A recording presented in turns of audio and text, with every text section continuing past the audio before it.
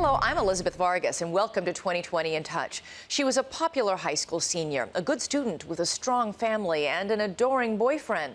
So why would she end up hiding behind the folds of her face scarf? Life can change in an instant. For Cleveland, Ohio high school senior Joanna Orozco, that moment came in her family's driveway on March 5th, 2007. I put the keys in the ignition and I look towards my left and I see someone dressed in all black. He had a mask on and then he took out a big gun. And then I panic and I just think to myself, what am I gonna do? Like, what's gonna happen? What happened was swift and brutal. The assailant fired a shotgun into Joanna's face. Everything, she says, went white.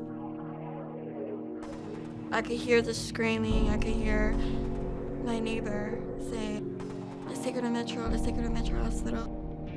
There was blood and there was human tissue. Joanna's neighbor, Maritza Santiago, rushed to her side as the assailant fled.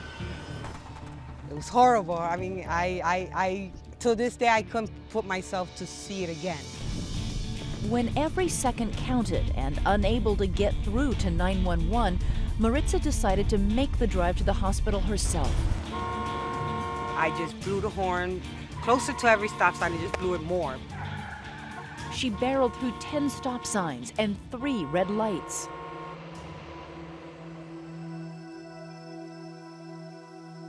I remember thinking to myself, I don't want to die.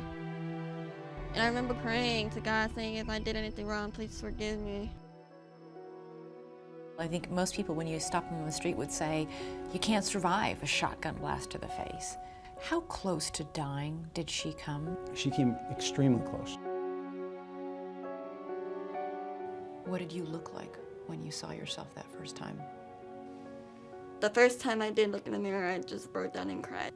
I felt like a monster. I told the nurses to cover the mirrors. Every time I went to the bathroom, I didn't want to see myself. When she was conscious, how did she strike you? This girl, from almost the start, just transcended her injury. There's something about her. She has just this indomitable spirit. I think anyone who comes in contact with her wants to help her. Who would have wanted to kill a young woman who had generated such compassion? Police had an immediate suspect, a young man who had once been the love of her life.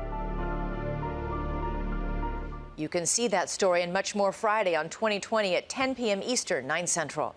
I'm Elizabeth Vargas. For all of us at 2020, we're in touch, so you be in touch.